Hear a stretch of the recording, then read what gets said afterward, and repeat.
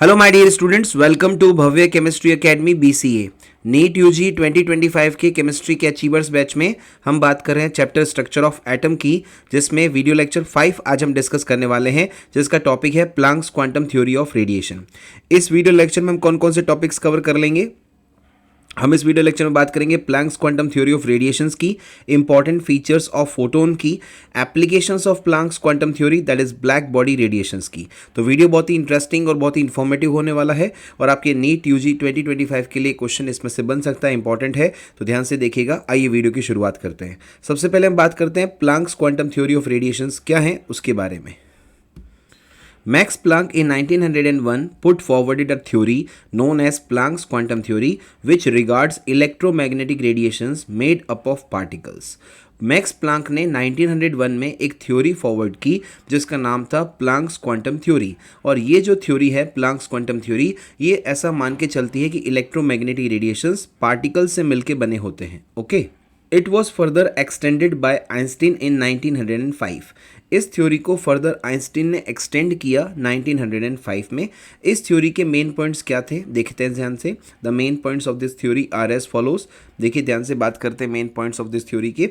सबसे पहला पॉइंट देखिए, the radiant energy is emitted और एब्जॉर्ब बाय एटम्स और molecules discontinuously in the form of small packets of energy और small bundles of energy which are called as quanta.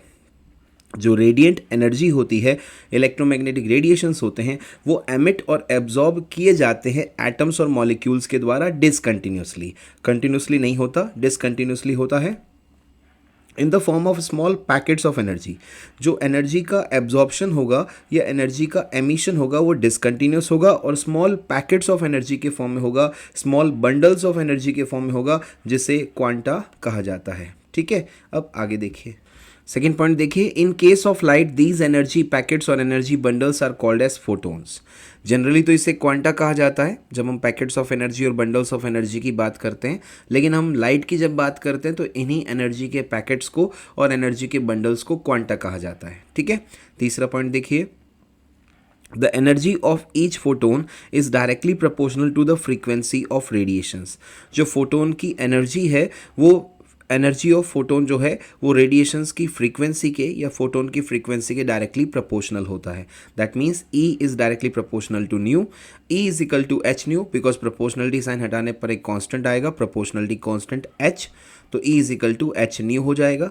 जैसा कि हम जानते हैं न्यू क्या होता है, C बाय लेमडा, तो E हो जाएगा एच सी बाय लेमडा। तो एनर्जी ऑफ फोटोन क्या होता है, E is equal to h nu और E is equal to h c by lambda. ठीक है, यहाँ H जो है वो एक प्रोपोर्शनलिटी कांस्टेंट है जिसे प्लैंक्स कांस्टेंट कहा जाता है, जिसकी वैल्यू होती है 6.62 into 10⁻34 joule second. Okay, here H is a proportionality constant which is called as the Planck's constant whose value is 6.62 into 10⁻34 joule second. Okay, अब देखिए point number 4, the total amount of energy emitted और absorb by body is some whole number multiple of quantum, that is E is equal to n h nu और E is equal to n h c by lambda. जो total amount of energy emitted है या absorbed है किसी body के द्वारा, वो कुछ whole number multiple of quantum के फॉर्म में होगा। That means E is equal to n h nu आएगा और हम कह सकते हैं E is equal to n h c by lambda आएगा, जहाँ n क्या है, where n is equal to 1 2 3 4, that is n a positive integer. जहाँ n की वैल्यू है 1 2 3 4 हो सकती है, एक पॉजिटिव इंटीजर के फॉर्म में n की वैल्यू आएगी। ओके, नेक्स्ट पॉइंट देखिए, the energy associated with Avogadro number Na of quanta is called as Einstein of energy E। जो एनर्जी एसोसिएटेड है एवोगैड्रो नंबर ऑफ क्वांटा से, Na नंबर ऑफ क्वांटा से, उसको हम बोलते हैं आइंस्टीन ऑफ एनर्जी, जिसे E से डिनोट किया जाता है। इसकी वैल्यू क्या है देखिए ज़रा ध्यान से, बात करते हैं E की। E हो जाएगा NaHc बाय लेमडा की, जहाँ मतलब E की जो वैल्यू आएगी वो आएगा NaHc बाय लेमडा। यहाँ Na क्या है, एवोगैड्रो नंबर, जिसकी वैल्यू होती है 6.02 into 10⁻23। Okay, thus Planck for the first time has given a relationship between the frequency और wavelength of the radiation and the energy associated with them. तो पहली बार इस तरह से प्लैंक ने रिलेशनशिप दिया फ्रीक्वेंसी और वेवलेंथ ऑफ रेडिएशन के बीच में और एनर्जी एसोसिएट है उनके साथ उसके बीच में। ठीक है, अब यहाँ पे जो हम फोटोन की बात कर रहे हैं उस फोटोन के इंपॉर्टेंट फीचर्स क्या है उसकी हम बात करते हैं। ओके, सो हमारा नेक्स्ट टॉपिक है इंपॉर्टेंट फीचर्स ऑफ फोटोन। सबसे पहली बात देखिए, source of energy that is light emit radiations in the form of photons which travels with the speed of light. जो हम बात कर रहे हैं लाइट का जो एनर्जी का जो सोर्स है, जैसे कि लाइट रेडिएशंस हैं, वो एमिट करते हैं रेडिएशंस, वो एमिट करते हैं फोटोन के फॉर्म में, यानी जो एनर्जी का ट्रांसमिशन होगा, चाहे वो एब्जॉर्प्शन हो चाहे रिलीज हो, जो भी हो, वो होगा फोटोन्स के फॉर्म में और वो ट्रेवल करते हैं लाइट की स्पीड से। ओके, अब आगे देखिए, energy of a single photon is E is equal to h nu और E is equal to h c by lambda. Single photon की जो एनर्जी होती है वो कितनी होती है, E is equal to h nu और E is equal to h c by lambda. ठीक है, all the photons in vacuum travel with the speed of light that is 3 into 10⁸ metre per second, but their speed is change in different medium, however frequency remains the same. जितने भी photons हैं वो vacuum में speed of light that is 3 into 10⁸ metre per second की speed से ही travel करते हैं, लेकिन उनकी स्पीड चेंज हो जाती है डिफरेंट मीडियम में, हालांकि उनकी फ्रीक्वेंसी सेम रहती है जिस किसी भी मीडियम में वो ट्रेवल करते हैं, बट स्पीड चेंज हो जाएगी। ओके, फोर्थ पॉइंट देखिए, photons travels as waves but are absorbed और एमिटेड एज पार्टिकल्स। फोटोन्स जो हैं वो वेव के फॉर्म में ट्रेवल करते हैं, लेकिन पार्टिकल्स के फॉर्म में एमिट या एब्जॉर्ब किए जाते हैं। Energy absorbed in the form of photons is equal to the energy released in the form of photons. Energy absorbed जो होती है फोटोन के फॉर्म में, वो एनर्जी रिलीज होगी जो फोटोन के फॉर्म में उसके इक्वल होती है। यहाँ पे ध्यान देने वाली बात है कि कोई भी एनर्जी, कोई भी सब्सटेंस जो एब्जॉर्ब करेगा एनर्जी फोटोन के फॉर्म में वो तो एक बार करेगा, लेकिन जो एनर्जी रिलीज करेगा वो अलग अलग स्टेप्स में कर सकता है। इसलिए हमें ये बात ध्यान रखनी कि जितनी एनर्जी फोटोन के फॉर्म में एब्जॉर्ब होगी उतनी की उतनी एनर्जी रिलीज कर पाएगा फोटोन के फॉर्म में कोई भी सब्सटेंस। अब मान लीजिए किसी सब्सटेंस के द्वारा फोटोन्स के फॉर्म में 100 जूल ऑफ एनर्जी एब्जॉर्ब की गई, तो वो सब्सटेंस पहले 20 जूल का फोटोन रिलीज कर सकता है, फिर 30 जूल का रिलीज कर सकता है, फिर 50 जूल का कर सकता है। तो टोटल एनर्जी एब्जॉर्ब्ड 100 जूल है, तो टोटल एनर्जी रिलीज भी अलग अलग फॉर्म में जो फोटोन्स के फॉर्म में हो रही है वो 100 जूल ही आएगी। तो हमें क्या करना है, जितनी बार एनर्जी रिलीज होगी फोटोन्स के फॉर्म में उन सभी एनर्जीज को ऐड करना है, तब जाके टोटल एनर्जी रिलीज आ जाएगा जो कि टोटल एनर्जी एब्जॉर्ब के इक्वल आएगा। ओके, अब आगे देखिए, तो हम क्या कह देंगे, E absorbed is equal to E released, that is H nu absorbed is equal to H nu 1 plus H nu 2 plus H nu 3 and so on, और you can say nu absorbed is equal to nu 1 plus nu 2 plus nu 3 and so on, और we can say 1 upon lambda absorbed is equal to 1 upon lambda 1 plus 1 upon lambda 2 plus 1 upon lambda 3। Okay, where H nu 1, H nu 2 and H nu 3 are the energies of released photon 1, 2 and 3 respectively. H nu 1, H nu 2 and H nu 3 क्या हैं, energies of released photon है 1, 2 और 3 के द्वारा। यानी first photon जो energy release करेगा वो है H nu 1, सेकेंड फोटोन जो एनर्जी रिलीज करेगा वो है H nu 2 और थर्ड फोटोन जो एनर्जी रिलीज करेगा वो है H nu 3। अब आगे देखिए ध्यान से, nu 1, nu 2 and nu 3 are the frequencies of release photon 1, 2 and 3 respectively. Photon 1, photon 2 और photon 3 के द्वारा जो रिलीज फोटोन्स हैं उनके द्वारा जो फ्रीक्वेंसी है, उनकी जो फ्रीक्वेंसी है वो कितनी है, nu 1, nu 2 and nu 3। nu 1 है फर्स्ट रिलीज फोटोन की फ्रीक्वेंसी, nu 2 है सेकेंड रिलीज फोटोन की फ्रीक्वेंसी और nu 3 है थर्ड रिलीज फोटोन की frequency. lambda 1, lambda 2 and lambda 3 are the wavelengths of release photon 1, 2 and 3 respectively. lambda 1, lambda 2 और lambda 3 क्या है, रिलीज फोटोन 1, 2 और 3 की वेवलेंथ्स हैं। फर्स्ट रिलीज फोटोन की वेवलेंथ है lambda 1, सेकेंड रिलीज फोटोन की वेवलेंथ है lambda 2 और थर्ड रिलीज फोटोन की वेवलेंथ है lambda 3। Nu absorbed and lambda absorbed are the frequency and wavelength of absorbed photon respectively. Nu absorbed क्या है, absorbed photon की फ्रीक्वेंसी है, जबकि लैम्बडा एब्जॉर्ब्ड क्या है, wavelength of absorbed photon. Okay, यहाँ जो E एब्जॉर्ब्ड है वो क्या है, एनर्जी ऑफ एब्जॉर्ब्ड फोटोन, जबकि E रिलीज्ड क्या है, total energy of release photon. और H आप सभी जानते हैं प्लैंक्स कांस्टेंट, जिसकी वैल्यू होती है 6.62 इंटू 10⁻⁻34 जूल सेकेंड। अब आगे देखिए, अब हम बात करते हैं applications of Planck's quantum theory that is black body radiations की। तो देखिए ध्यान से, an ideal body which emits and absorbs radiations of all the frequencies uniformly is called as black body and the radiations emit by such a body is called as black body radiations. एक ideal body जो कि emit करती है और absorb करती है सारी frequencies, सारी रेडिएशंस को, किसी भी फ्रीक्वेंसीज को यूनिफॉर्मली, वो है ब्लैक बॉडी। यानी ब्लैक बॉडी एक तरह से आइडल बॉडी है जो यूनिफॉर्मली सारी फ्रीक्वेंसीज की जो रेडिएशंस होती हैं उनको एमिट्स करती है और उनको एब्जॉर्ब भी करती हैं। ऐसी बॉडी को ब्लैक बॉडी कहा जाता है। और जो रेडिएशंस ऐसी बॉडी के द्वारा रिलीज किए जाते हैं, एमिट किए जाते हैं, उनको ब्लैक बॉडी रेडिएशंस कहा जाता है। Okay, so the radiations released by such a body is called as black body radiations. A black body is also a perfect radiator of radiant energy. Black body जो है वो radiant energy का एक perfect radiator भी होता है। अब आगे देखिए ध्यान से, a black body is in thermal equilibrium with its surrounding. एक black body जो होती है वो thermal equilibrium पे होती है अपने surroundings के साथ। Okay, the amount of light emitted, intensity of radiation from a black body and its spectral distribution depends only on its temperature. ये सबसे इंपॉर्टेंट बात है जो आपको ध्यान रखनी है स्टूडेंट्स, कि जो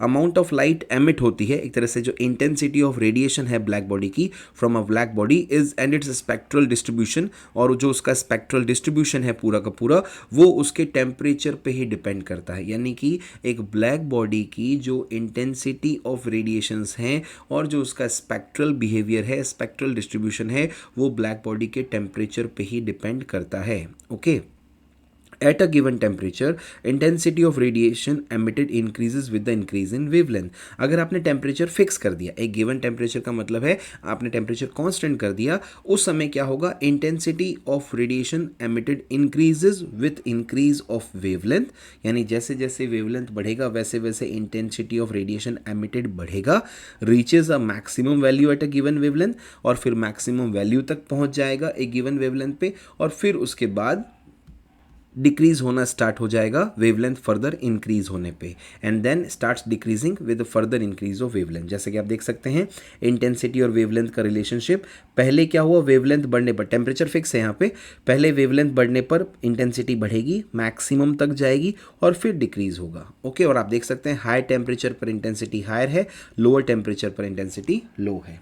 as the temperature increases maxima of the curve shifted to shorter wavelength. जैसे जैसे टेम्परेचर बढ़ता है मैक्सिमा जो है कर्व का वो शॉर्टर वेवलेंथ की तरफ हो जाता है। आप देख सकते हैं T1 टेम्परेचर पर मैक्सिमा यहाँ है लगभग 2000 के और 1500 के बीच में।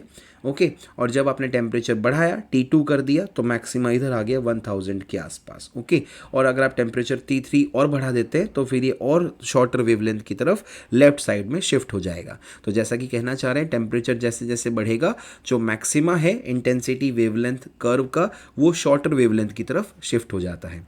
ये सारी बातें हो गई जो नीट यूजी में आपसे ब्लैक बॉडी रेडिएशंस के अलॉन्ग पूछी जा सकती हैं, ये आपको पता होनी चाहिए। और यहाँ पे हमने क्या डिस्कस किया, वेवलेंथ इंटेंसिटी रिलेशनशिप क्या होता है ब्लैक बॉडी रेडिएशंस के लिए। ओके, अब आगे देखिए, अब हम बात करते हैं इंपॉर्टेंट प्रैक्टिस क्वेश्चंस की, क्योंकि इस टॉपिक से रिलेटेड थ्योरी हमने सारे डिस्कस कर ली है। अब कुछ अलग अलग डिफरेंट टाइप के क्वेश्चंस यहाँ पे डिस्कस करते हैं, जिससे कि आपकी इंपॉर्टेंट क्वेश्चंस की प्रैक्टिस हो जाए, और फिर हम जो प्रीवियस ईयर जो नीट यूजी एग्जाम में क्वेश्चंस पूछे जा चुके हैं उनको डिस्कस करेंगे। तो सबसे पहले डिफरेंट वैरायटी के डिफरेंट कंसेप्ट्स पे बेस्ड क्वेश्चन हम यहाँ पे प्रैक्टिस करते हैं। देखिए question number 1, the number of photons of light of wavelength 7000 angstrom equivalent to 1 joule are।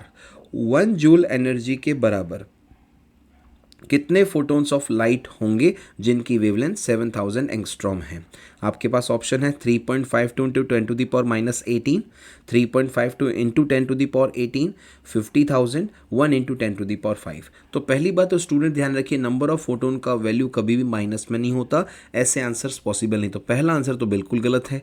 हमारे पास जो ऑप्शन 2, 3, 4 है ये सही हो सकते हैं, और इस क्वेश्चन का जो सही आंसर है वो है 2, 3.52 इंटू 10 टू द पावर 18। और जब हमको दो वैल्यू दे रखी है, एक प्लस में एक माइनस में, तो यहीं से क्लियर हो जाना चाहिए। एक माइनस में तो कभी नंबर ऑफ फोटोन आएगा नहीं, वो तो प्लस में आएगा। बट फिर भी हम फॉर्मूले से इसको सॉल्व करके भी देख लेते हैं कि आंसर सेकंड कैसे आया।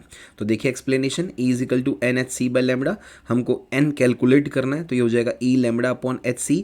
E है 1 जूल जो आपको एनर्जी प्रोवाइड करनी है, इक्विवेलेंट है एनर्जी 1 जूल के, और जो वेवलेंथ है वो है 7000 एंगस्ट्रॉम, तो 7000 into 10 to the power -10 metre, और h है आपके पास 6.62 इंटू 10 टू द पावर -34, और c है 3 इंटू 10 टू द पावर 8। इसको जब सॉल्व कर लेंगे तो हमारे पास n आ जाएगा 3.52 into 10 to the power 18 photons, जो कि है आपका ऑप्शन नंबर 2। ओके, अब आगे देखिए, अब बात करते हैं क्वेश्चन नंबर 2 की। क्या कह रहा है क्वेश्चन नंबर 2, देखिए। Gaseous iodine molecules dissociate into iodine atoms after absorption of light of wavelength 4995 angstrom. The energy required to dissociate 1 mole of iodine molecules is. Gaseous iodine के जो मॉलिक्यूल्स हैं वो आयोडीन एटम में dissociate हो जाते हैं 4995 angstrom वाली wavelength of light का एब्जॉर्प्शन करने के बाद। तो आपको बताना है कि एनर्जी कितनी रिक्वायर्ड होगी 1 मोल ऑफ आयोडीन मॉलिक्यूल्स को डिसोसिएट करने के लिए। आपके पास ऑप्शन है 52.2 किलो कैलोरी पर मोल, नेक्स्ट है 93.4 किलो कैलोरी पर मोल, नेक्स्ट है 63.4 किलो कैलोरी पर मोल, और फिर है उसके बाद 57.3 किलो कैलोरी पर मोल। और इस क्वेश्चन का सही आंसर है 4, that is 57.3 kilo calorie per मोल। अब इसका एक्सप्लेनेशन देखिए, बहुत सिंपल सी बात है। E is equal to, formula हमारे पास क्या है, E is equal to NaHc by lambda. Na हमारे पास है ही है, वेवलेंथ लैम्बडा दे रखा है, Hc दे रखा है, तो एनर्जी कितना आएगा कैलकुलेट कर लेंगे वैल्यू पुटअप करने के बाद। देखिए वैल्यू पुटअप करने पर क्या आ जाएगा, E is equal to 6.02 into 10⁻23 into 6.62 into 10⁻−34, 3 into 10⁻8 upon 4995 into 10⁻10। इसको सॉल्व कर लेंगे तो हमारे पास आंसर आ जाएगा 239,353.75 जूल पर मोल। क्योंकि हमें किलो जूल पर मोल चाहिए तो हम 1000 से डिवाइड कर देंगे, तो ये हो जाएगा 239.354 किलो जूल पर मोल। अब हम अगर आंसर किलो कैलोरी में बात करें तो 4.18 से डिवाइड कर देंगे, तो हमारे पास आ जाएगा E is equal to 57.26 kilo calorie per mole, और 57.3 राउंड ऑफ कर दे अगर हम इसको, तो हो जाएगा 57.3 किलो कैलोरी पर मोल। ओके, अब आगे देखिए। अब बात करें क्वेश्चन नंबर 3 की। क्वेश्चन नंबर 3 क्या कह रहा है, if the energy difference between the ground state of an atom and excited state is 4.4 into 10⁻19 joule, the wavelength of photon required to produce this transition is. जो energy difference आ रहा है आपके पास ground state of an atom और excited state के बीच में, वो आपको दे रखा है 4.4 into 10⁻19 joule.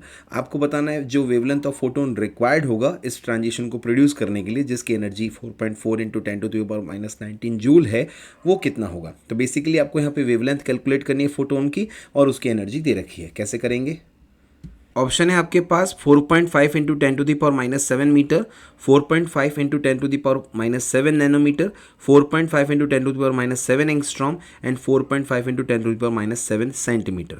The correct answer is first 4.5 into 10⁻7 metre. कैसे आएगा, तो बड़ा सिंपल सा एक्सप्लेनेशन है, E is equal to HC by lambda. So lambda हो जाएगा HC अपॉन E, लैम्बडा हो जाएगा 6.62, वैल्यू पुटअप करने के बाद 6.62 into 10⁻34 into 3 into 10⁻8 metre upon 4.4 into 10⁻19। Solve कर लेंगे, आंसर हमारा मीटर में आएगा। सो ये हो जाएगा 4.51 इंटू 10⁻7 मीटर, जो कि आपको दे रखा है ऑप्शन नंबर 1 में। सो इस क्वेश्चन का सही आंसर है 4.5 इंटू 10⁻7 मीटर। ओके, अब आगे देखिए। अब बात करें क्वेश्चन नंबर 4 की। क्वेश्चन नंबर 4 क्या कह रहा है, the energies E1 and E2 of two radiations are 25 electron volt and 50 electron volt respectively. The relation between their wavelength that is λ1 and λ2 will be. दो रेडिएशंस हैं जिनकी एनर्जी है E1 और E2, उनकी वैल्यूज़ है 25 electron volt and 50 electron volt.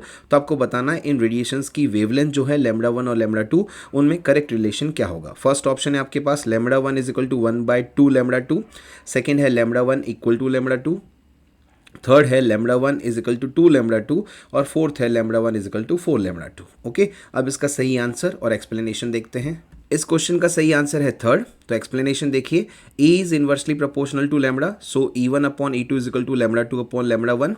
E1 आपके पास है 25 इलेक्ट्रॉन वोल्ट, E2 आपके पास है 50 electron volt, is equal to हो जाएगा λ2 अपॉन λ1। सो 1/2 हो जाएगा, 50 और 25 कैंसिल हो जाएगा 1/2 से। सो 25 और 50 कैंसिल हो गया, 1/2 आ गया, यहाँ रह गया λ2 अपॉन λ1। सो 2 को मल्टीप्लाई कर देंगे λ2 से, 1 को मल्टीप्लाई कर देंगे λ1 से। सो λ1 आ जाएगा 2 λ2, ऐसा आपको दे रखा है ऑप्शन नंबर 3 में। सो क्वेश्चन नंबर 4 का सही आंसर है ऑप्शन 3, जो कि है λ1 इज इक्वल टू 2 λ2। अब आगे देखिए क्वेश्चन नंबर 5 की बात करें, the ratio of the energies of two different radiations whose frequencies are 3 into 10⁻14 hertz and 5 into 10⁻14 hertz is. Question number 4 में आपने एनर्जीज के रेशियो के बेसिस पे वेवलेंथ का रेशियो कैलकुलेट किया, यहाँ पर आपको फ्रीक्वेंसी के रेशियोज की बेसिस पे एनर्जी का रेशियो कैलकुलेट करना है। कैसे करेंगे, तो देखिए इसके ऑप्शन और आंसर की बात करें और फिर इसके एक्सप्लेनेशन को भी देखते हैं। ऑप्शन है आपके पास 3:5, 5:3, 3:1, 5:1। इस क्वेश्चन का सही आंसर है फर्स्ट, दैट इज 3:5। कैसे आज देखिए, बड़ी सिंपल सी बात है। एनर्जी जो है फ्रीक्वेंसी के डायरेक्टली प्रोपोर्शनल है, E is directly proportional to nu, so E1/E2 is equal to ν1/ν2। E1/E2 आपको कैलकुलेट करना है, ν1 और ν2 की वैल्यू आप पुट कर देंगे, सो हो जाएगा 3 × 10⁻14 हर्ट्स अपॉन 5 × 10⁻14 हर्ट्स, यह आ जाएगा 3/5 और 3:5। ओके, अब देखिए क्वेश्चन नंबर 6 की बात करें। The energy absorb by each molecule A2 of a substance is 4.4 × 10⁻19 joule and the bond energy per molecule is 4.0 × 10⁻19 joule. The kinetic energy of the molecule per atom will be. बहुत अच्छा question है, अभी तक हमने जितने भी question practice किए हैं उनमें से सबसे अच्छा क्वेश्चन है ये, जिसमें थोड़ा सा थर्मोडायनेमिक्स का, थोड़ा सा एनर्जी का कंसेप्ट है, और यहाँ पे मेन जो है हमारा इलेक्ट्रोमैग्नेटिक रेडिएशंस का तो कंसेप्ट है ही है, प्लांक्स क्वांटम थ्योरी तो यहाँ पर अप्लाई हो ही रही है, उन सबको मिला के इस क्वेश्चन को पूछा गया। बहुत ही प्यारा क्वेश्चन है, इसको प्रैक्टिस करने से आपके काफ़ी कंसेप्ट भी क्लियर हो जाएंगे। तो पहले देखिए क्वेश्चन पूछ क्या रहा है, आपसे ही कह रहा है कि कोई मॉलिक्यूल है A2 का जिसके द्वारा जो एनर्जी एब्जॉर्ब होती है वो है 4.4 × 10⁻19 जूल। इस एनर्जी में से जो मॉलिक्यूल की बॉन्ड एनर्जी है, जो मॉलिक्यूल को ब्रेक करने के लिए काम आएगी, वो है 4.0 × 10⁻19 जूल।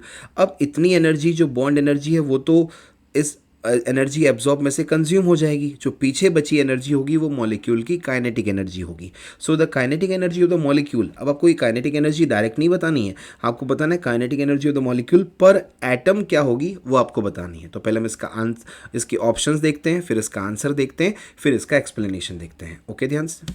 तो देखिए सबसे पहले ऑप्शन है आपके पास 2.2 × 10⁻19 जूल, सेकंड है 2.0 × 10⁻19 जूल, थर्ड है आपके पास 4.0 × 10⁻20 जूल, और फोर्थ है 2.0 × 10⁻20 जूल।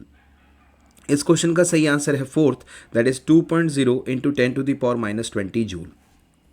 कैसे आया जरा देखिए, आपको पहले पता होना चाहिए कि काइनेटिक एनर्जी ऑफ मॉलिक्यूल कैसे आएगा।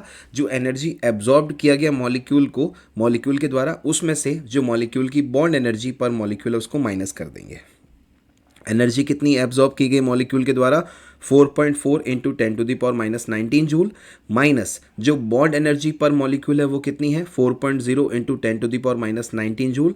ये हमारे पास आ गया 0.4 × 10⁻19 जूल, और हम ऐसा कह सकते हैं काइनेटिक एनर्जी ऑफ मॉलिक्यूल आ गया 4 × 10⁻20 जूल। ठीक है, अब हमें क्या पता करना है, kinetic energy of molecule per atom कितना है, क्योंकि पर मॉलिक्यूल पूछता तो हमारे पास आंसर था 4 × 10⁻20 जूल। पर एटम कितना होगा, तो हमारे पास 1 मॉलिक्यूल में 2 एटम है, तो हमारे पास 4 × 10⁻20 जूल जो एनर्जी उसको डिवाइड कर देंगे 2 से, ये हमारे पास आ जाएगा 2 × 10⁻20 जूल। ठीक है, यहाँ से हमने 2 डिवाइड क्यों किया, because 1 molecule contains 2 atom for A2 molecule. A2 molecule के लिए 1 मॉलिक्यूल में 2 एटम्स होते हैं, इसलिए पर एटम काइनेटिक एनर्जी कैलकुलेट करने के लिए 4 × 10⁻20 को हमने 2 से डिवाइड किया, तो हमारा आंसर आ गया 2 × 10⁻20 जूल, जो कि आपको दे रखा है ऑप्शन नंबर 4 में। सो इस क्वेश्चन का सही आंसर हो जाएगा ऑप्शन नंबर 4, जो कह रहा है 2.0 × 10⁻20 जूल।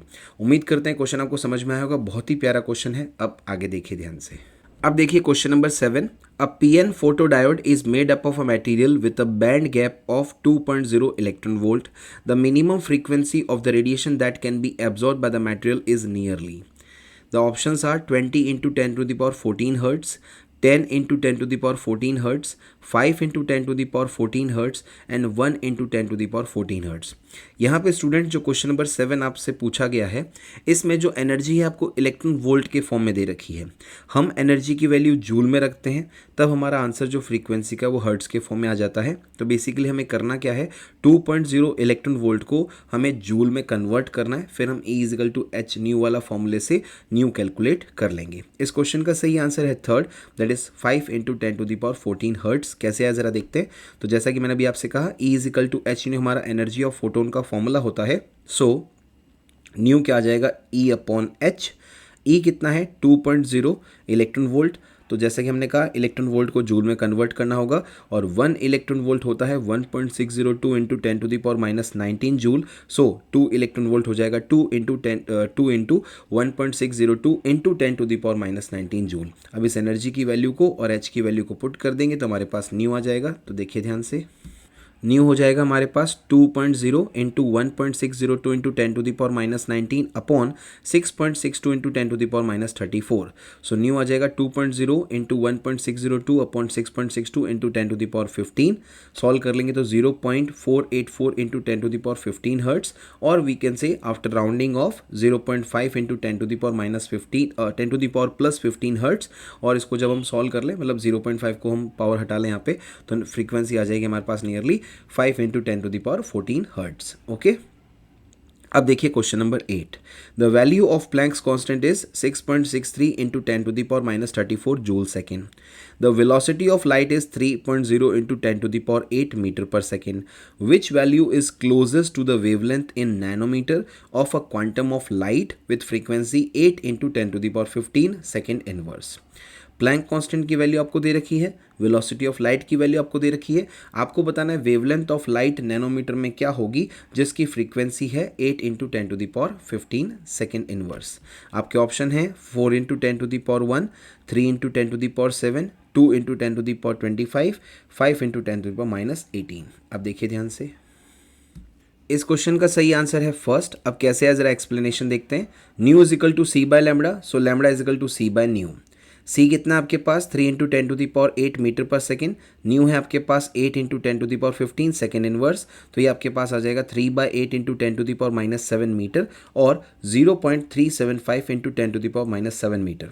अब हमें आंसर लेके आना है नैनोमीटर के फॉर्म में, तो हम क्या करेंगे, मल्टीप्लाई एंड डिवाइड बाय 100 कर देंगे रेशनलाइज के जैसे, तो हो जाएगा lambda is equal to 37.5 into 10⁻9 metre, और ये हो जाएगा 37.5 nanometre which is nearly equal to 40 nanometre. Okay, तो हमारा आंसर आ जाएगा lambda is equal to 4 into 10⁻1 nanometre के फॉर्म में, जो कि आपको दे रखा है ऑप्शन नंबर 1 में। इसलिए इस क्वेश्चन का सही आंसर हो जाएगा फर्स्ट। ओके, जो कह रहा है 4 इंटू 10⁻1 नैनोमीटर। ओके, अब हम बात करते हैं नेक्स्ट क्वेश्चन की, जो कि है क्वेश्चन नंबर 9, जिसमें पावर का इन्वॉल्वमेंट है और आपको नंबर ऑफ फोटोन्स कैलकुलेट करने हैं। देखिए कैसे इस क्वेश्चन को करते हैं। Question number 9, 100 watt bulb emits monochromatic light of wavelength 400 nanometer. Calculate the number of photons emitted per second by the bulb. एक बल्ब है जिसकी रेटिंग कर रखी है 100 वॉट, और वो क्या करता है, कंटिन्यूसली तो नहीं कहेंगे, मोनोक्रोमेटिक लाइट को रिलीज करता है, एमिट करता है, जिसकी वेवलेंथ है 400 नैनोमीटर। आपको बताना है पर सेकेंड बल्ब के द्वारा कितने नंबर ऑफ फोटोन्स जिनकी वेवलेंथ 400 नैनोमीटर है वो एमिट किए गए। ओके, देखिए ज़रा ऑप्शन और फिर आंसर। इसके ऑप्शन हैं आपके पास 20.12 इंटू 10⁻20 सेकेंड इनवर्स, सेकेंड है 2.012 इंटू 10⁻20 सेकेंड इनवर्स, थर्ड है 4.969 इंटू 10⁻19 सेकेंड इनवर्स, और फोर्थ है आपके पास 49.69 इंटू 10⁻19 सेकेंड इनवर्स। तो पहली बात तो क्लियर है, नंबर ऑफ फोटोन्स का आंसर हमेशा प्लस में आएगा, तो थर्ड और फोर्थ बिल्कुल गलत ऑप्शन है, फर्स्ट और सेकेंड में से ही आंसर होगा। अब देखिए कैसे आया, देखते हैं। इस क्वेश्चन का सही आंसर है 2, जो कि है 2.012 इंटू 10⁻20 सेकेंड इनवर्स। तो एक्सप्लेनेशन देखिए, पावर का फॉर्मूला होता है energy by T, rate of consumption of energy is called as power, so P is equal to E by T. E का फॉर्मूला हमें पता है n h c by lambda, so ये हो जाएगा पावर का फॉर्मूला ई बाय टी के हिसाब से n h c by lambda T. So n कितना आएगा आपके पास, ये हो जाएगा P lambda T upon h c, सारी वैल्यू पुट कर देंगे। पावर है आपके पास 100, लैम्बडा है आपके पास 400 नैनोमीटर, सो ये हो जाएगा 400 इंटू 10⁻9 मीटर। टाइम है 1 सेकेंड, क्योंकि पर सेकेंड कितने फोटोन्स रिलीज होंगे ये आपसे पूछा गया है। एच आपको क्वेश्चन में गिवन है और आपको पता भी है 6.62 इंटू 10⁻34, और सी है 3 इंटू 10⁸8। सॉल्व कर लेंगे इसको थोड़ा सा, तो ये आ जाएगा 4/6.62 into 3 that is 10⁻21 second inverse. एन जब इसको कंप्लीट सॉल्व कर लेंगे तो एन आ जाएगा आपके पास 2.012 इंटू 10⁻20 और 0.2 012 इंटू 10⁻21 सेकेंड इनवर्स। अगर आप 21 की फॉर्म में कर रहे हैं तो आंसर ये आएगा, और 20 की फॉर्म में जैसा क्वेश्चन में आपको पूछा गया है और ऑप्शंस दे रखे हैं तो आपका एन आ जाएगा 2.012 इंटू 10⁻20 सेकेंड इनवर्स। ओके, तो इस क्वेश्चन नंबर 9 का सही आंसर है 2। अब आगे देखिए ध्यान से। अब देखिए question number 10, what is the energy of photons that corresponds to a wave number of 2.5 into 10⁻⁻5 centimetre inverse. अब क्वेश्चन नंबर 10 में आपको एनर्जी ऑफ फोटोन कैलकुलेट करना है और इस बार आपको वेव नंबर की वैल्यू दे रखी है। ओके, आपके ऑप्शंस हैं 2.5 इंटू 10⁻20 अर्ग, 4.96 इंटू 10⁻21 अर्ग, 5.1 इंटू 10⁻23 अर्ग एंड 8.5 इंटू 10⁻2 अर्ग। अब ध्यान देना स्टूडेंट्स, यहाँ पे आपको वैल्यू अर्ग में लिखनी है, सीजीएस यूनिट यूज़ करनी है, वेव नंबर भी सेंटीमीटर में है, तो जो प्लैंक्स कांस्टेंट h और वेलोसिटी ऑफ लाइट है ये भी आपको सीजीएस यूनिट में ही लिखना पड़ेगा। इस क्वेश्चन का सही आंसर है थर्ड, दैट इज 4.96 इंटू 10⁻21 अर्ग। कैसे है ज़रा देखते हैं।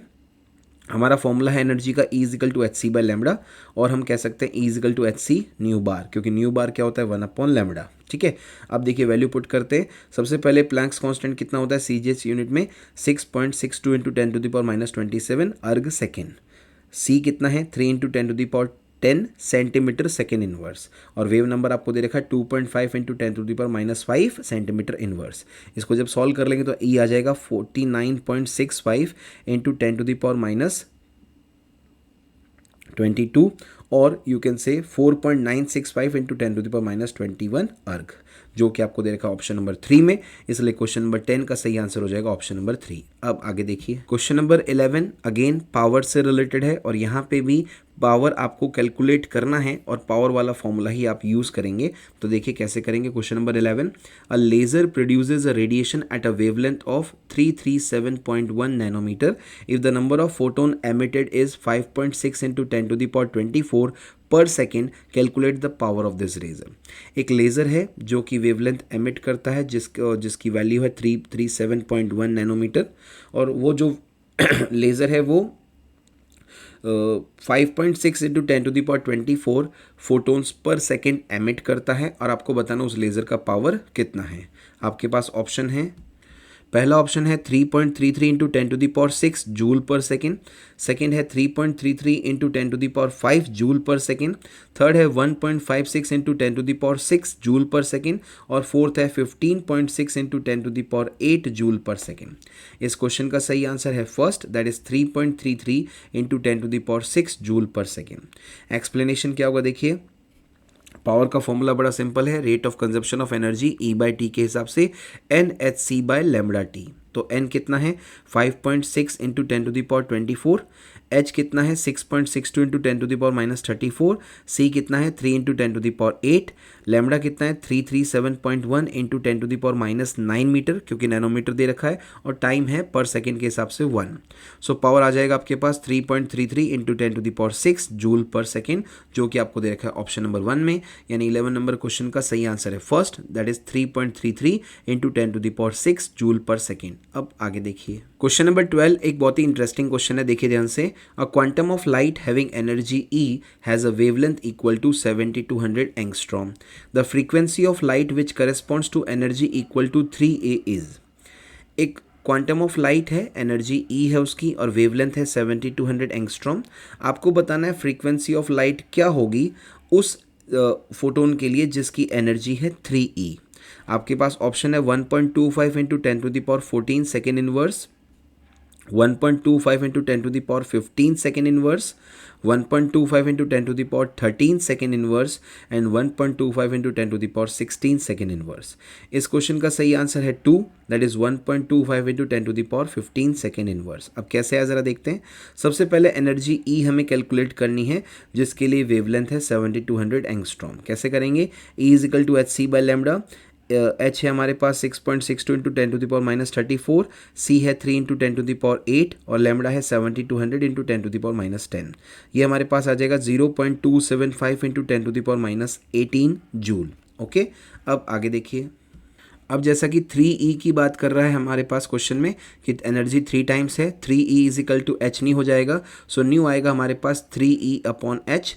3 ई हमने ऑलरेडी कैलकुलेट कर रखा है एनर्जी 0.275 इंटू 10⁻18 और एच है हमारे पास 6.62 इंटू 10⁻34 और क्योंकि हम फ्रीक्वेंसी कैलकुलेट कर रहे हैं तो यूनिट हो जाएगी सेकेंड इनवर्स। जब हम इसको सॉल्व कर लेंगे तो हमारे पास आएगा 0.125 इंटू 10⁻16 सेकेंड इनवर्स और 1.25 इंटू 10⁻15 सेकेंड इनवर्स। ओके, अब आगे देखिए क्वेश्चन नंबर 13 की बात करते हैं।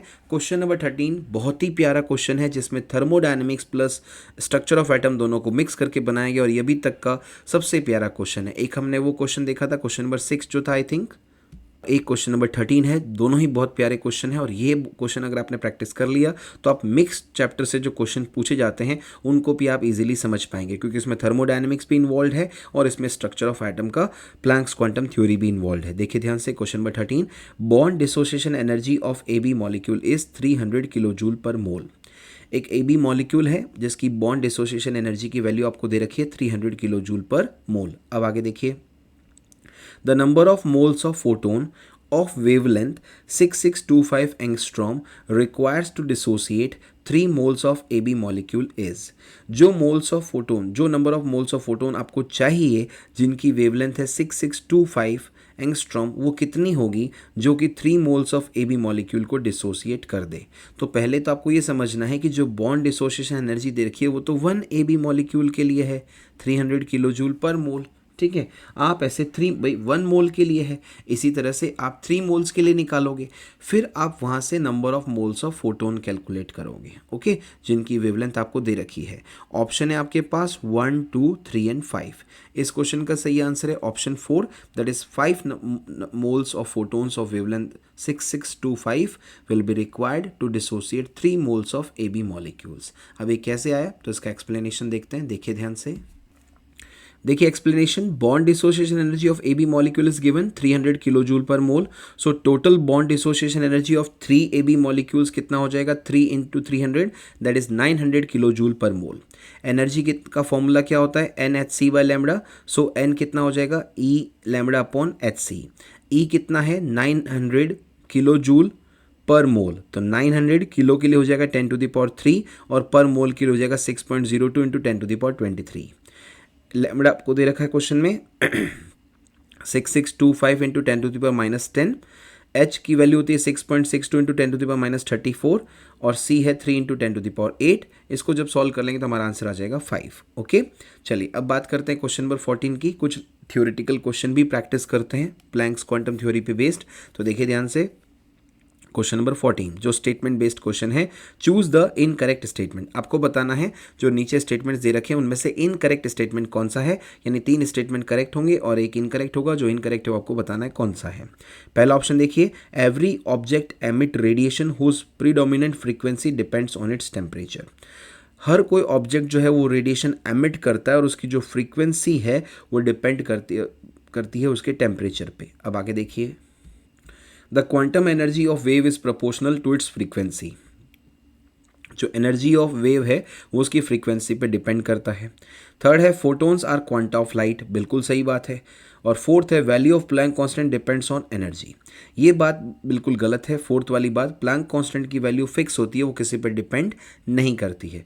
वेव जो एनर्जी ऑफ वेव है उसकी फ्रीक्वेंसी पे डिपेंड करती है। फोटोन्स क्वांटा ऑफ लाइट हैं। ये सारी बातें सही हैं। जो स्टेटमेंट 1 दे रखा वो भी सही है, लेकिन प्लैंक कांस्टेंट जो है वो एक कांस्टेंट है, उसकी वैल्यू फिक्स है। ओके, सो इस क्वेश्चन का सही आंसर हो जाएगा फोर्थ, जो कि एक इनकरेक्ट स्टेटमेंट है और उसका करेक्ट फॉर्म क्या होगा, the value of Planck constant is fix that is 6.62 into 10⁻34 joule second and it do not depends on energy. वो एनर्जी पर डिपेंड नहीं करता। अब आगे देखिए, क्वेश्चन नंबर 15 एक बहुत ही डिफरेंट टाइप का क्वेश्चन है और ऐसा क्वेश्चन पहले एग्जाम में आ रखा है, तो आप ऐसी प्रैक्टिस जरूर करें नीट यूजी 2025 के लिए। क्वेश्चन नंबर 15 क्या कह रहा है, ध्यान से देखिए।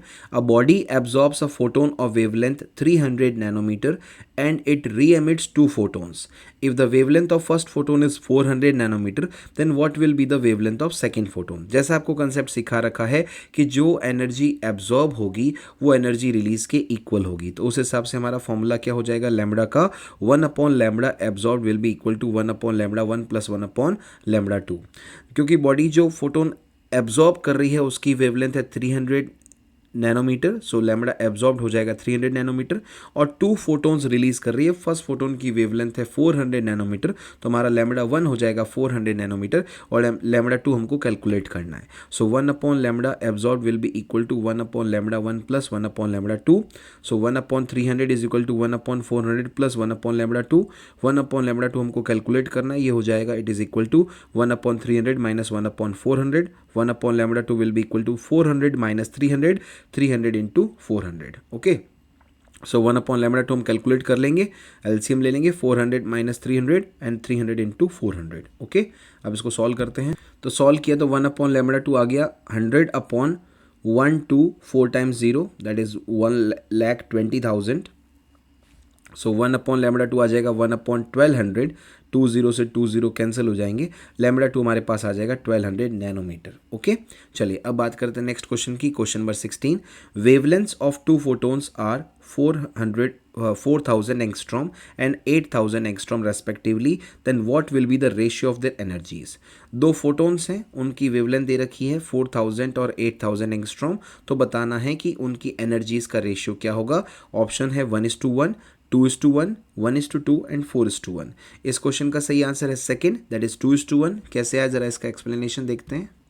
देखिए explanation, E is inversely proportional to lambda, energy of photon is inversely proportional to its wavelength, so E1 upon E2 is equal to lambda 2 upon lambda 1। E1 upon E2, lambda 2 आपके पास है 8,000 एंगस्ट्रॉम, lambda 1 है 4,000 angstrom, ये आ जाएगा 2 upon 1 और 2:1। सो E1 upon E2 कितना आएगा 2 upon 1, और दैट इज E1:E2 कितना हो जाएगा 2:1। ओके, चलिए अब क्वेश्चन नंबर 17 देखिए, बहुत ही प्यारा क्वेश्चन है, थ्योरेटिकल फॉर्म में पूछा गया है, जो भी हम ऊपर सॉल्व कर चुके हैं क्वेश्चन उसी पे बेस्ड है ये। देखिए ध्यान से, अ die absorbs a photon of wavelength lambda and re-emits the same into 2 photons of wavelength lambda 1 and lambda 2. The wavelength lambda is related with lambda 1 and lambda 2 as। अभी जो हमने ऊपर क्वेश्चन पूछा था उसमें हमने वैल्यूज दी थी, और यहाँ पे आपसे फॉर्मूला पूछा है कि लैम्बडा 1 लैम्बडा 2 जो रिलीज्ड फोटोन है उनकी वेवलेंथ है, और लैम्बडा है एब्जॉर्ब फोटोन की वेवलेंथ, इनमें आपस में कौन सा रिलेशन करेक्ट है। क्योंकि एक डाई जो है वो फोटोन लैम्बडा वेवलेंथ लैम्बडा वाला फोटोन एब्जॉर्ब करता है, और 2 फोटोन्स रिलीज करता है जिनकी वेवलेंथ है लैम्बडा 1 और लैम्बडा 2। आपको बताना करेक्ट रिलेशन क्या है। आपके ऑप्शन है, फर्स्ट ऑप्शन कह रहा है lambda is equal to lambda 1 plus lambda 2 upon lambda 1 lambda 2। Second option कह रहा है lambda is equal to lambda 1 lambda 2 upon lambda 1 plus lambda 2। Third option कह रहा है lambda is equal to lambda 1 plus lambda 2, और fourth option कह रहा है lambda is equal to lambda 1 lambda 2 upon lambda 1 plus lambda 2 whole square. Okay, आप देखते हैं इसका सही आंसर। इस क्वेश्चन का सही आंसर है 2, that is lambda is equal to lambda 1 lambda 2 upon lambda plus lambda 2। कैसे आया, तो देखिए 1 अपॉन लैम्बडा जो एब्जॉर्ब्ड फोटोन है उसकी wavelength is equal to 1 upon lambda 1 plus 1 upon lambda 2 released 2 photon की wavelength. Okay, so 1 upon lambda कितना आ जाएगा, lambda 1 plus lambda 2 upon lambda 1 lambda 2, LCM ले लेंगे, इसको रिवर्स कर देंगे क्योंकि हमें 1 अपॉन लैम्बडा नहीं चाहिए, हमको तो लैम्बडा चाहिए।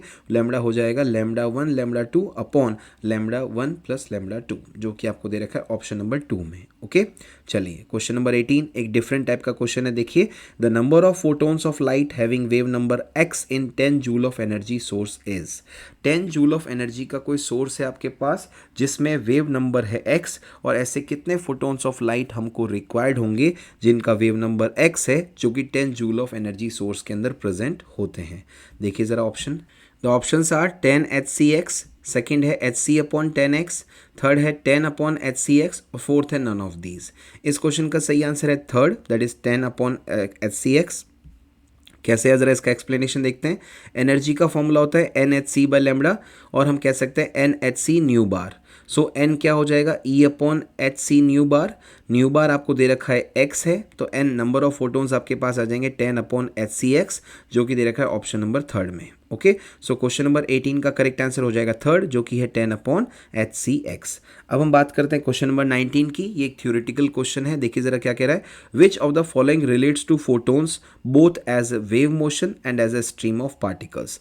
जाहिर सी बात है, जब हम बात करें फोटोन्स को वेव मोशन और स्ट्रीम ऑफ पार्टिकल्स के फॉर्म में, तो जाहिर सी बात है जो इंटरफेरेंस और डिफ्रैक्शन है ये तो वेव फिनोमेना से समझाए जाते हैं।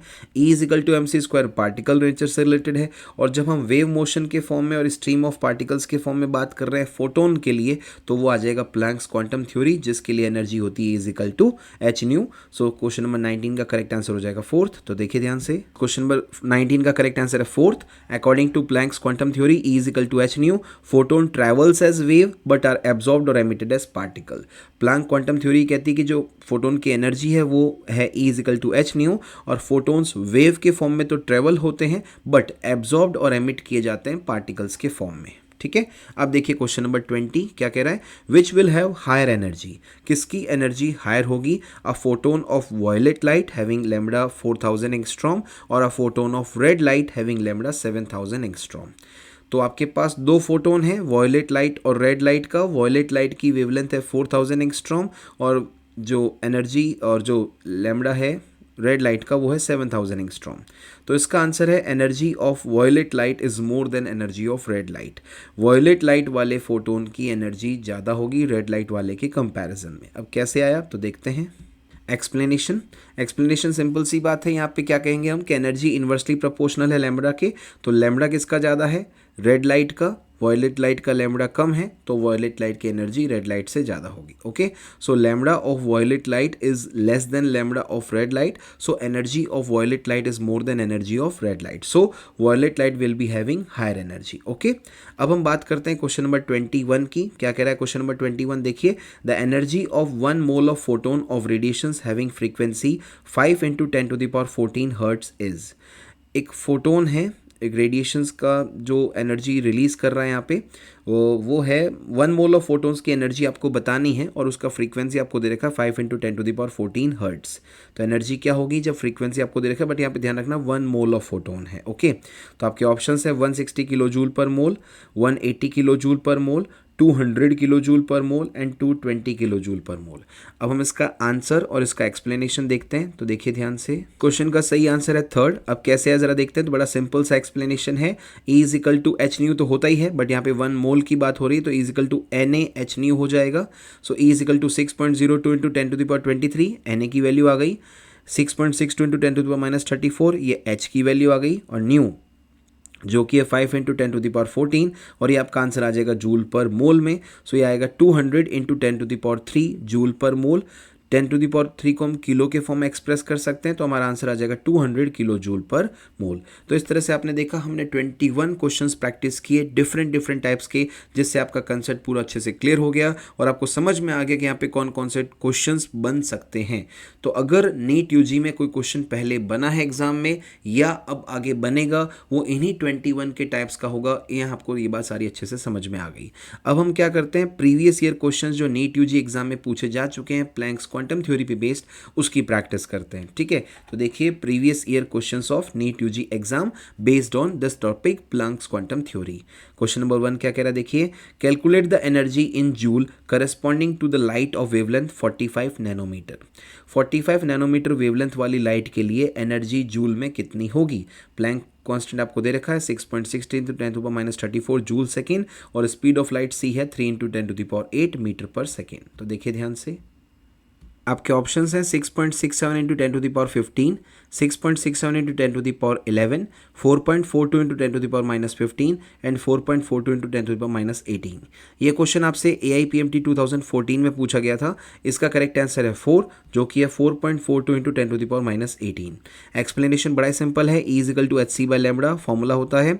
एनर्जी आपको कैलकुलेट करनी है, HC और लैम्बडा की वैल्यू पुट कर देंगे। H है आपके पास 6.16 × 10⁻34, C है 3 × 10⁸, और लैम्बडा है 45 नैनोमीटर का, इसलिए 10⁻9 आ जाएगा।